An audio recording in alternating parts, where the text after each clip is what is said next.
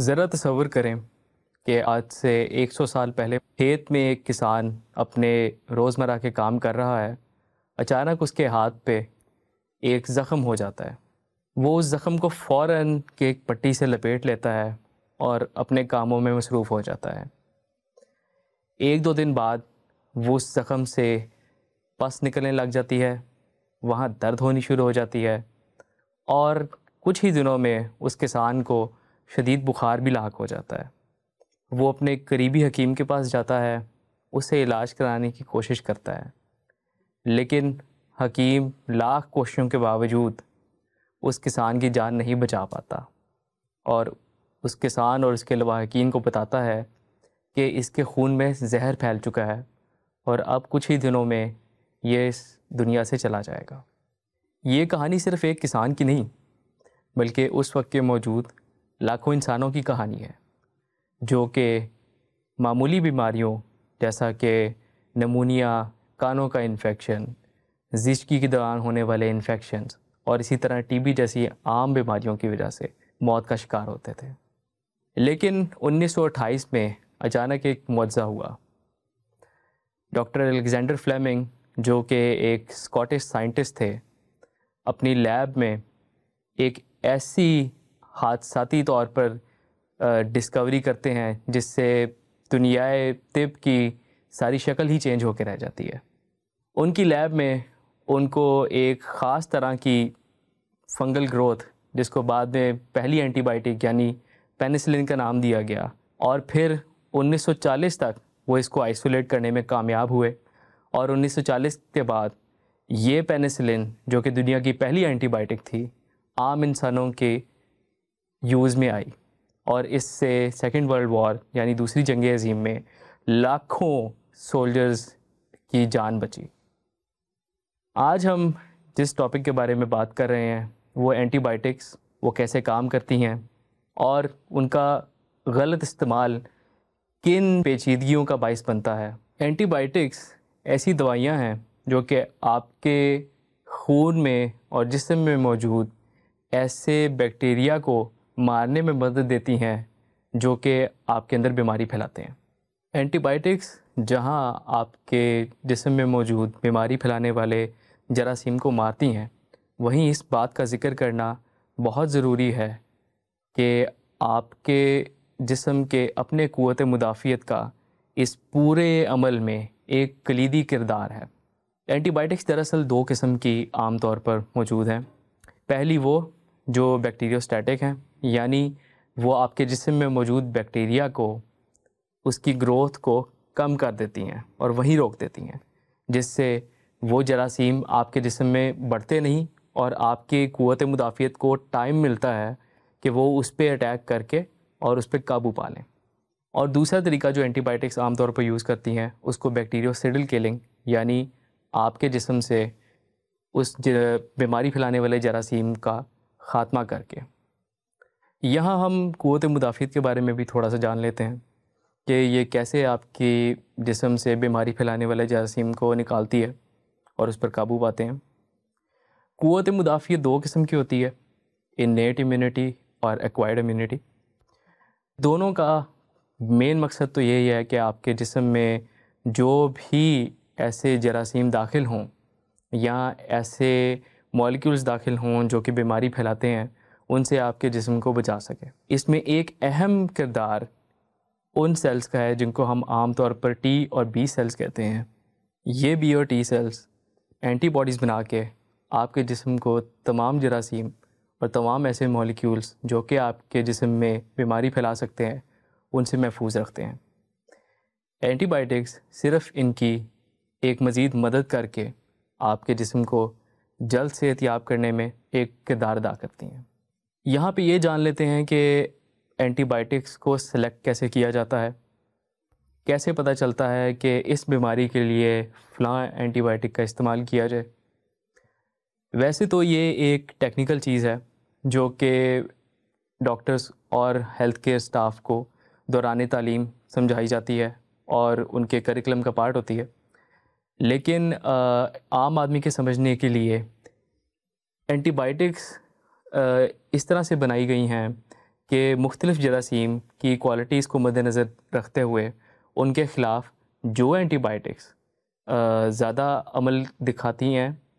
ان کو سلیکٹ کرنے کے لیے ایک اینٹی بایوگرام ایک ڈاکٹر یا ایک ہیلتھ کیئر پروفیشنل کے پاس موجود ہوتا ہے، اور وہ اس کی مدد سے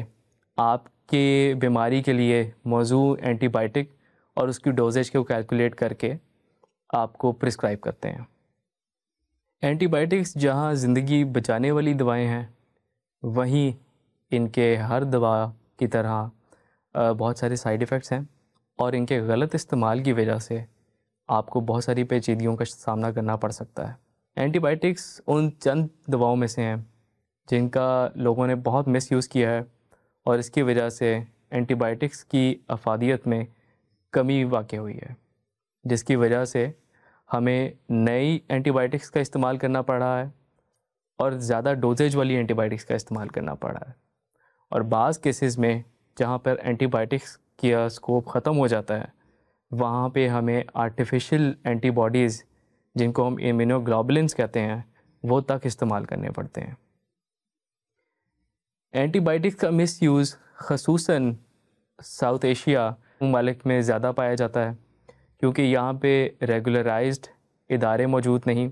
جو کہ اس چیز کا چیک اینڈ بیلنس رکھ سکیں کہ آپ کی فارمیسیز پہ، آپ کے میڈیکل سٹورز پہ بغیر ڈاکٹر کے نسخے کے یہ دوائیں نہ بیچی جائیں۔ اینٹی بائیوٹکس کے مس یوز کی وجہ سے چند ایک ممکنہ جو پیچیدگیاں دیکھنے کو عام طور پر مل رہی ہیں، اس میں سب سے پہلی تو اینٹی بائیوٹکس کی اپنی افادیت کم ہونا،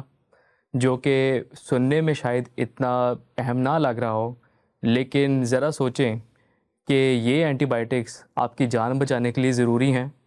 اور اگر انہی کی افادیت کم ہو گئی تو ہم دوبارہ اسی 100 سال پرانے دور میں چلے جائیں گے کہ ہم تو اینٹی بائیوٹکس یا علاج کرنے کی کوشش کر رہے ہیں، لیکن جو جراثیم آپ کے جسم میں موجود ہے وہ اس کو کوئی اثر نہیں ہو رہا۔ اسی طرح چند بیماریاں جیسا کہ ٹی بی اور ٹائیفائڈ، ان کے بیکٹیریا اس لیول تک ریزسٹنٹ ہو چکے ہیں کہ ان کو ہم ایکسٹریملی ڈرگ ریزسٹنٹ یعنی XDR سٹرینز کہتے ہیں، اور ان پر عام طور پر جو میڈیکل سٹورز سے دستیاب اینٹی بائیوٹکس ہوتی ہیں وہ اثر نہیں کر رہی، جس کی وجہ سے اس کے بہت سارے کیسز میں مریض کو ہاسپٹلائز کرنا پڑتا ہے، اور اس کو ڈرپس کے ذریعے یا تو بہت اسٹرانگ اینٹی بائیوٹکس دی جاتی ہیں، یا پھر بعض کیسز میں اینٹی بائیوٹکس کی اتنی زیادہ ریزسٹنس بن چکی ہے کہ ہمیں ڈائریکٹ آرٹیفیشلی موجود اینٹی باڈیز جن کو امیونوگلوبولنس کہتے ہیں وہ تک لگانے پڑ رہے ہیں،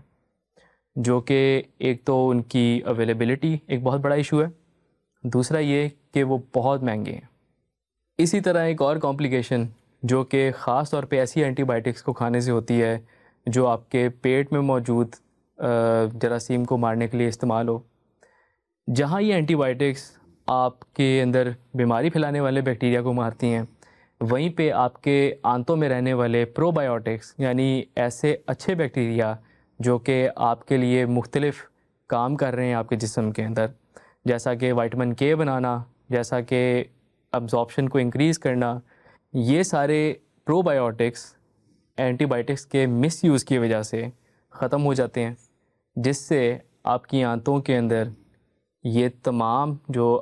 ضروری عمل چل رہا تھا یہ بند ہو جاتا ہے۔ اس سے آپ کی صحت میں ایک بہت نیگیٹو ایفیکٹ ہوتا ہے، اور اسی طرح بعض کیسز میں تو یہاں تک دیکھنے کو ملا ہے کہ لوگوں کو ایک خاص طرح کا ڈائریا جو کہ سوڈو میمبرینس کولائٹس کہا جاتا ہے جس میں آپ کی آنتوں کے اندر سوزش بھی ہو جاتی ہے اور اس میں زخم بھی بن جاتے ہیں، یہاں تک یہ بات پہنچ چکی ہے۔ یہاں پہ چلتے چلتے ہم آخر میں کچھ کامن مسکنسیپشنز یعنی کہ جو غلط باتیں عام طور پر لوگوں میں اینٹی بائیوٹکس کے متعلق پھیلی ہوئی ہیں اس کو بھی ذکر کر لیتے ہیں، جس میں نمبر 1 تو یہ کہ جب آپ کو ایک ڈاکٹر اینٹی بائیوٹک دے تو آپ کو وہ ایک سرٹن ٹائم کے لیے دیتے ہیں، عام طور پر جیسا کہ 5 دن، 7 دن، 3 دن۔ تو عموماً یہ دیکھنے کو ملتا ہے کہ لوگ جیسے ہی اپنے آپ کو ٹھیک محسوس کرنا شروع کرتے ہیں وہ اس اینٹی بائیوٹک کو چھوڑ دیتے ہیں، یہ سمجھ کے کہ ہم تو ٹھیک ہو چکے ہیں، اب ہمیں اس کی ضرورت نہیں۔ حالانکہ یہاں پہ یہ بات جاننا بہت ضروری ہے کہ وہ جو آپ کو اوپر کے 2-3 دن دیے جاتے ہیں ہر اینٹی بائیوٹک کے ساتھ، وہ اس کام کے لیے دیے جاتے ہیں کہ آپ کے جسم میں موجود وہ جو بیماری پھیلانے والے جراثیم موجود تھے ان کو پوری طرح سے ختم کرنے کے لیے ایک خاص ٹائم چاہیے ہوتا ہے. اس ٹائم سے پہلے اگر آپ اس اینٹی بائیوٹک کو چھوڑ دیں گے تو کچھ عرصے کے لیے تو آپ اپنے آپ کو بالکل بہتر محسوس کریں گے، لیکن وہ بیکٹیریا وہاں پر موجود ہونے کی وجہ سے دوبارہ سے گرو کرے گا اور دوبارہ سے آپ کو انفیکشن ہوگی، دوبارہ سے آپ بیمار ہوں گے. اور اس دفعہ کیونکہ اس بیکٹیریا کو آپ ایک دفعہ وہ اینٹی بائیوٹک دے چکے ہیں تو وہ اس کے خلاف قوت مدافعت بنا چکا ہوگا، اور اب آپ کو یا تو اس اینٹی بائیوٹک کی زیادہ ڈوز چاہیے ہوگی یا پھر بعض کیسز کے اندر وہ اینٹی بائیوٹک آپ پر اثر بھی نہیں کرتی. اسی طرح ایک دوسری غلط فہمی جو کہ عام طور پر لوگوں میں بہت زیادہ پائی جاتی ہے وہ اینٹی بائیوٹک کی ڈوز کو لے کے ہے. عام طور پر یہ سننے کو ملا ہے کہ یہ اینٹی بائیوٹک اس ڈاکٹر نے مجھے بہت تیز دی ہے اور اس کی اتنی ڈوز نہیں بنتی، یا پھر لوگ یہ کرتے ہیں کہ اتنی اس فریکوینسی کے ساتھ نہیں کھاتے جس فریکوینسی کے ساتھ ڈاکٹر نے آپ کو تجویز کی ہے. یعنی اگر صبح دوپہر شام دی ہے تو لوگ خود اپنی مرضی سے اس کو صبح شام کر لیتے ہیں یہ سمجھ کے کہ یہ بہت تیز دوائی ہے اور یہ ہمارے جسم پہ کوئی بد اثر کرے گی. یہاں میں آپ کی اس غلط فہمی کو دور کر دوں، یہ اینٹی بائیوٹکس کی ڈوز بہت ریسرچ کرنے کے بعد ڈیسائیڈ کی جاتی ہے اور کوئی ڈاکٹر اپنی مرضی سے آپ کو زیادہ ڈوز نہیں دے سکتا. جو منیمم ڈوز ایک ایج گروپ کے لیے ڈیفائنڈ ہے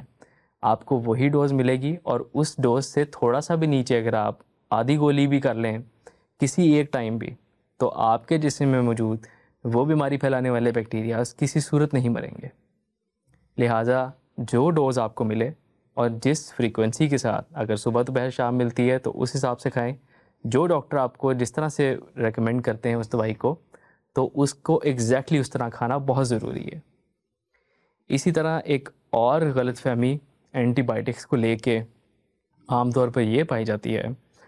کہ مجھے پچھلی بار بھی یہی علامات نظر آئی تھیں اپنے میں، تو اس بار بھی یہی ہے، تو بجائے ڈاکٹر کے پاس جانے کے میں وہی پچھلی دوائی دوبارہ کھا لیتا ہوں. یہاں یہ جاننا بہت ضروری ہے کہ گو کہ بہت ساری علامات ایک دوسرے سے ملتی ہیں، لیکن ایک عام آدمی کی نظر میں وہ بے شک ایک جیسی ہوں. ایک ڈاکٹر ہی بتا سکتا ہے آپ کو کہ آیا وہ ایک بیکٹیریل بیماری ہے یا ایک وائرل النس ہے یا پھر کوئی اور مسئلہ ہے آپ کے ساتھ. اور خود سے کسی اینٹی بائیوٹک کو استعمال کرنا صرف یہ سمجھ کے کہ چونکہ پچھلی مرتبہ بھی یہی علامات تھیں، یہ آپ کے لیے بہت ساری پیچیدگیوں کا باعث بن سکتا ہے. لہٰذا کسی صورت اپنی خود سیلف میڈیکیشن کی طرف نہ جائیں، اور چاہے آپ کو وہی علامات دوبارہ شو ہوں تو ایک مرتبہ لازمی کسی ہیلتھ پروفیشنل سے رابطہ کر کے ان کا مشورہ لازمی لیں. اپنا اور اپنے پیاروں کا خیال رکھیں. اللہ حافظ.